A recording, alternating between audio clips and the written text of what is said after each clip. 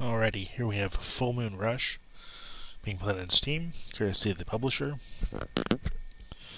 Okay, so we've got boss select, so you can select 1 out of 10 bosses to play, to fight against or to beat here.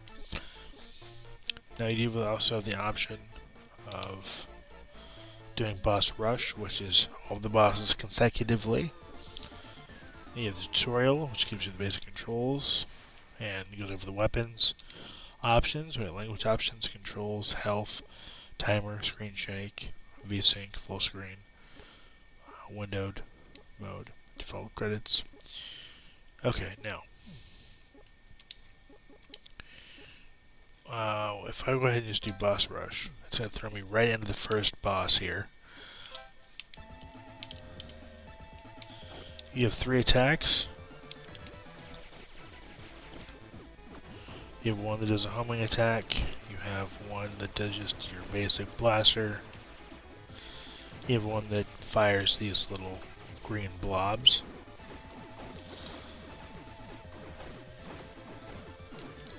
Oh, I just died. Now if you die, you'll go straight back to the boss and go up against it again. Now, I'm using a SteelSeries controller. If you're using a controller, you can actually use the left and right triggers to stationary, or like to stay in one place and fire, and actually aim, which is handy. Now let's say I just thought these bosses were too hard. I can go down to assist mode, I can turn on invincibility, I can do infinite jump, and I can do auto fire. Now, I can just let it fire and continuously jump. Switching my weapons if I want it. And don't have to worry about getting hit.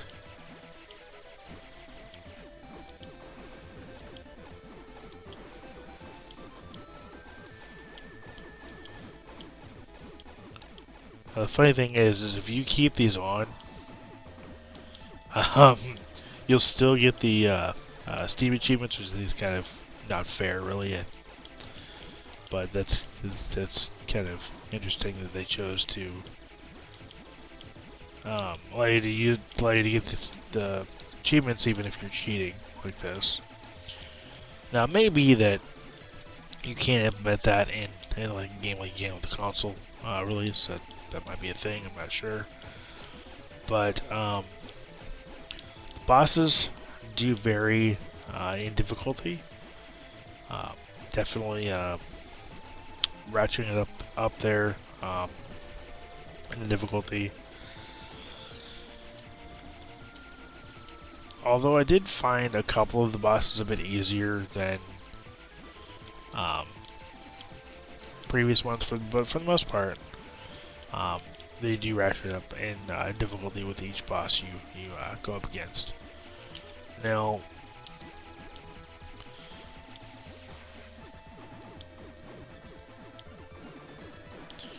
depending on the distance that you're being able to hit the bosses will determine what weapon does how much damage. Like these green blobs or bubbles, whatever you want to call them, they do quite a bit of damage if you can hit them you can hit the boss from a specific range. It'll take out more damage or more health. Now, one thing I do not care for about this game is, one, there's only 10 bosses. I think there should be more. 2, I really don't think this should have been a boss rush at all. I wish this would have been a full-fledged run and gun shooter with these bosses. I think it'd be an overall better game for it. But the other thing I will point out is that all the music is the same.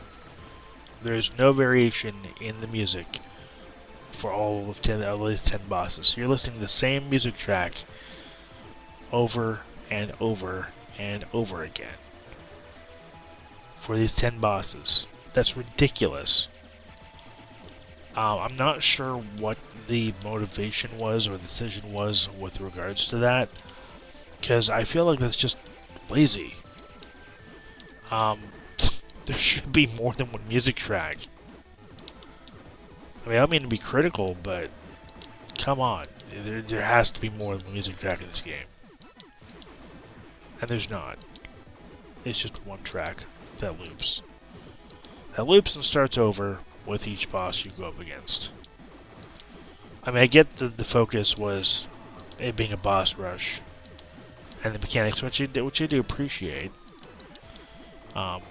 for what this game is, but come on. There has to be at least one, maybe two music tracks across these 10 boss stages. Instead of just one.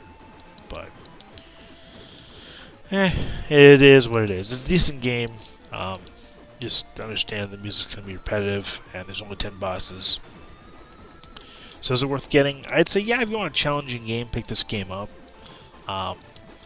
If you're looking for a run-gun shooter, a classic platformer, this is not going to be the game for you.